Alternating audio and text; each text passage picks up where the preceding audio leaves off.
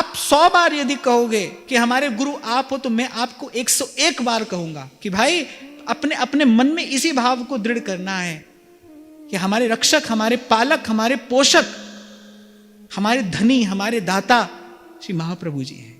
महाप्रभु जी हैं, श्री महाप्रभु जी हैं। श्री जी के पास जब जब जाना है, महाप्रभु जी की ओट लेकर ही जाना है, महाप्रभु जी के ही पीछे जाना है, महाप्रभु जी का ही अनुगमन करते हुए जाना है। अभी बरसाना में जब हम चर्चा कर रहे थे तो मैं आपसे कह रहा था ना, प्रेम कहते ही जैसे एक भाव स्फुरित होना चाहिए, ऐसे गुरु कहते ही हमारे मन में कौन आए? हमारे मन में आचार्य के ही चरण आए। वही पार करने वाले हैं, वही वस्तु का दान करने वाले।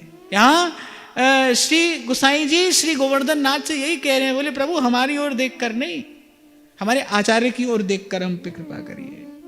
श्री रामानुजाचार्य भगवान तो श्री ठाकुर जी से कहते हैं, वैकुंठनाथ से कहते हैं, बोले प्रभु हमारे नाते, फिर उसके नाते, फिर उसके नाते, फिर उसके नाते कोई अगर आपके पास में आए तो आपको उसको स्वीकार करना पड़ेगा, हमारे संबंध से आपको स्वीकार करना। इसीलिए कहा संतन संग दरस परस कीजिए। भाई ये बहुत बड़ा बल है, मैं कहता हूं भजन के मार्ग पर ये सबसे बड़ा बल है, आचार्य के चरणों का बल, जिसका अद्भुत दर्शन सेवक जी अपनी बात में कराते हैं, अपनी वाणी में कराते हैं। कौन कह सकता है? मैंने तो सारे भक्ति साहित्य में नहीं पढ़ा ये वाक्य, ये कहने वाला नहीं मिलता कि जो हरिनाम जगत शिरोमणि वंश बिना कबहू नहीं लई। नागरीदास जी कहते हैं कि जहां हरिवंश विमल यश नाही, विद्यमान हुई मोहन प्यारे, तो मेरे चित्त न खटाही। कि है आचार्य कवल।